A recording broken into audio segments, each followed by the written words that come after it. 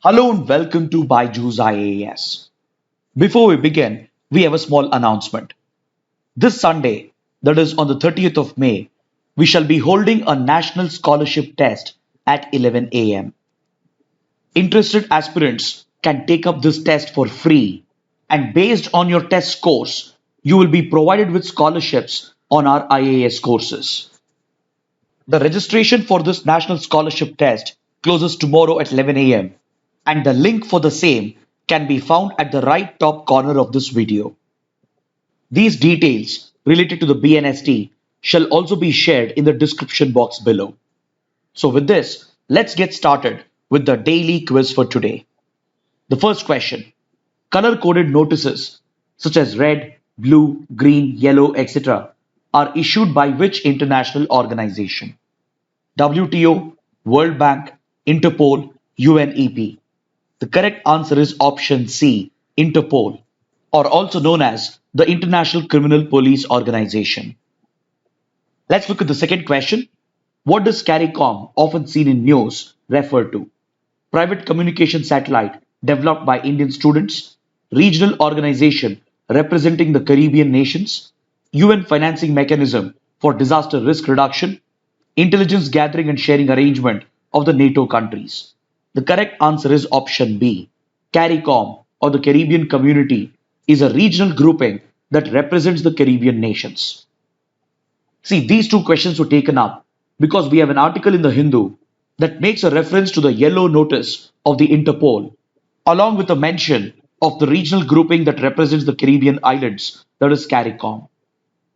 This article refers to India's attempts to repatriate Mehul Chokshi, who is a wanted criminal in India on money laundering charges, and recently has been in news after having fled Antigua and Barbuda, which is one of the Caribbean islands, and now he has sought refuge in another Caribbean island, that is Dominica. So, to possibly extradite him from Dominica back to India, India has been working with the CARICOM as it enjoys good diplomatic relations with the Caribbean countries which are a part of this grouping.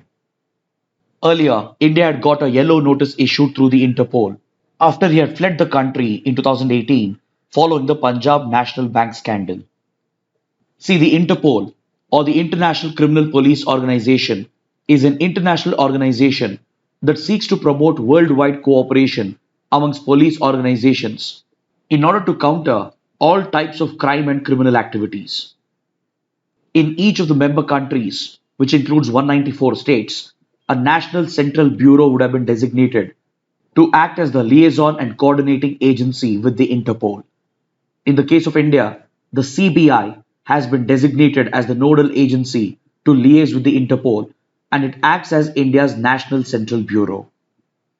Through the Interpol, various types of crimes, including terrorism, organized crime, drug trafficking, economic fraud, and money laundering, etc., can be dealt with, as the organization seeks to promote cooperation amongst the world police organizations.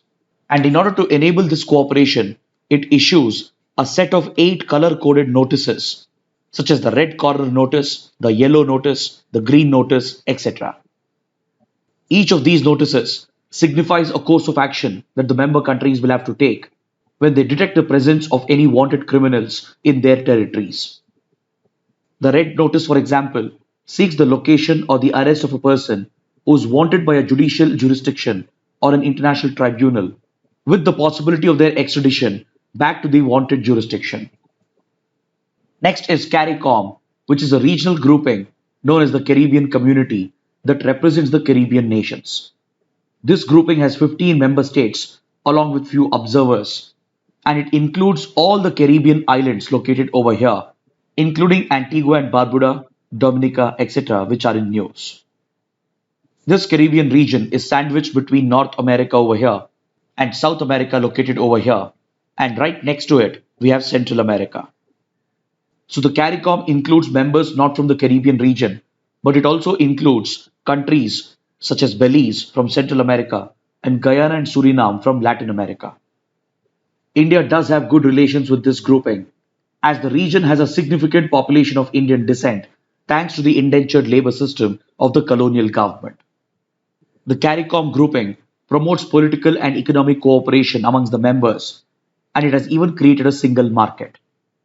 So India does have good relations with this grouping, and recently in 2019, Prime Minister Modi met with the leaders of CARICOM and he announced a grant of $14 million from the Indian side to promote development projects in these countries. And along with this, the Prime Minister even announced a line of credit of $150 million to fund renewable energy projects in these countries. Then, as a part of India's soft power diplomacy, the Prime Minister even announced the establishment of regional centers for excellence for providing IT training in Guyana and in Belize. Now, let's look at the third question. Which of the following statements are correct? Rabindranath Tagore was ideologically opposed to the non cooperation movement.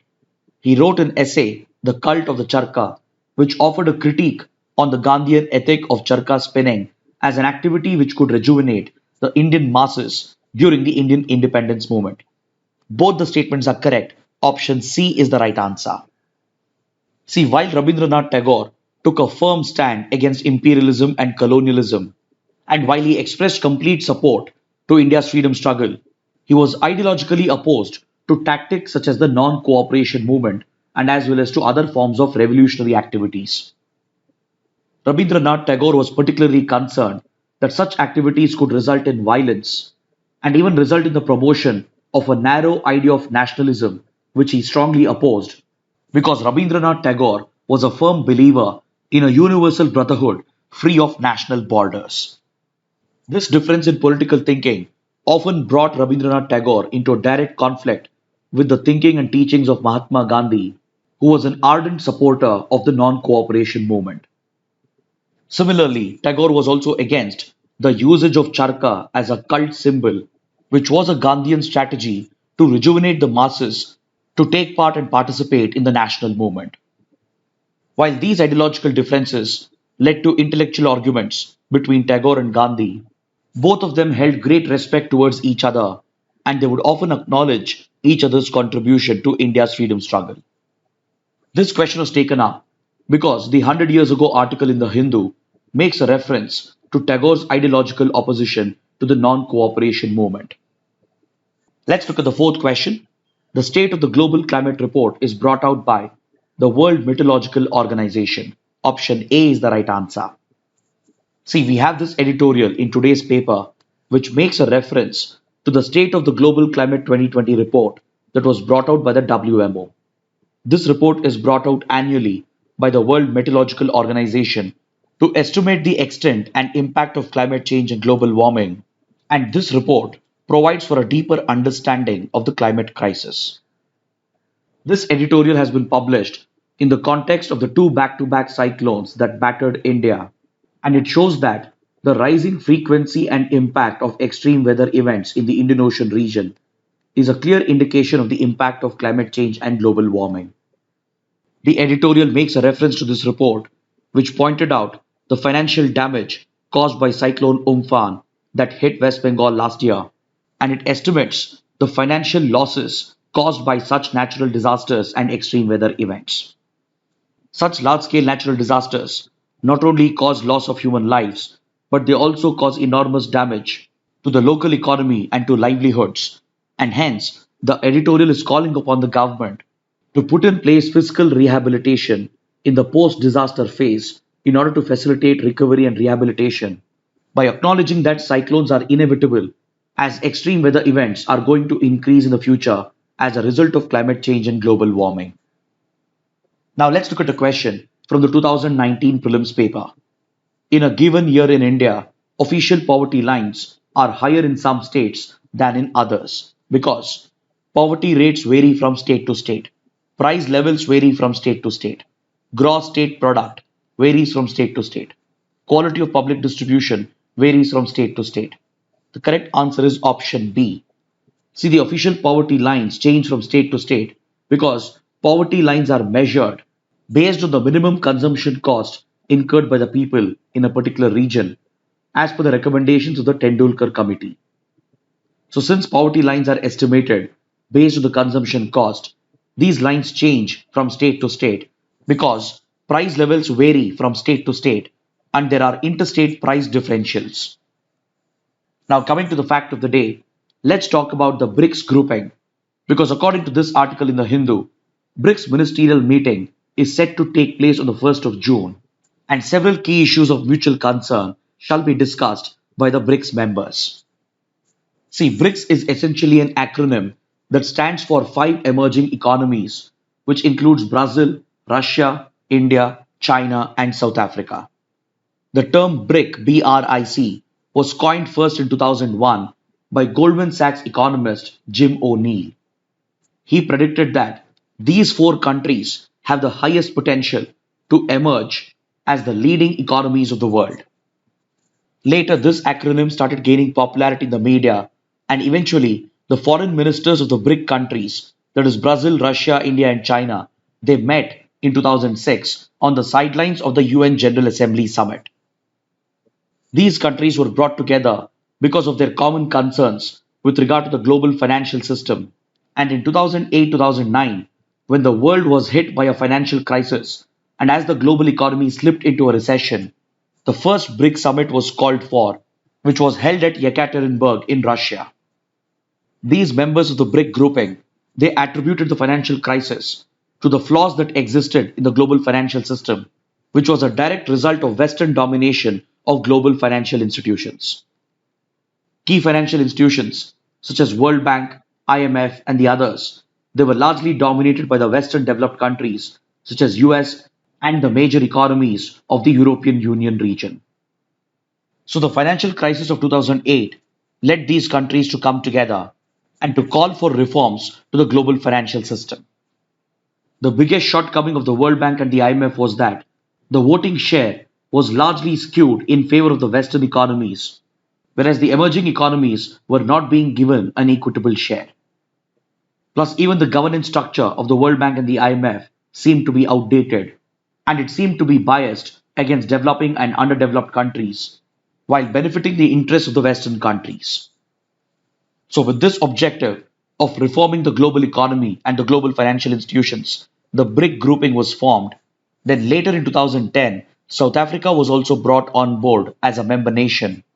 And as per their objective, in 2014, during the Fortaleza summit of the BRICS grouping, a landmark decision was taken to establish the NDB or the New Development Bank as a rival to the World Bank with the initial capital of $100 billion, and all the BRICS members enjoy equal voting rights.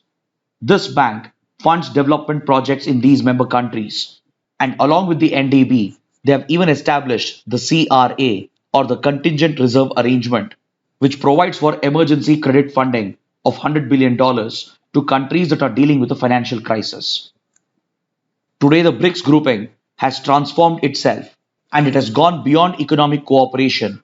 And today, this platform is being used to build political and strategic cooperation amongst the members. These countries even announced the establishment of a BRICS cable, which was essentially a submarine optical fiber cable, to set up a secure and independent telecommunication network system amongst the BRICS countries, which would be independent of the submarine OFC cables and telecom networks that are dominated by the Western countries. So with this, let's conclude our discussion for today. Thanks for watching.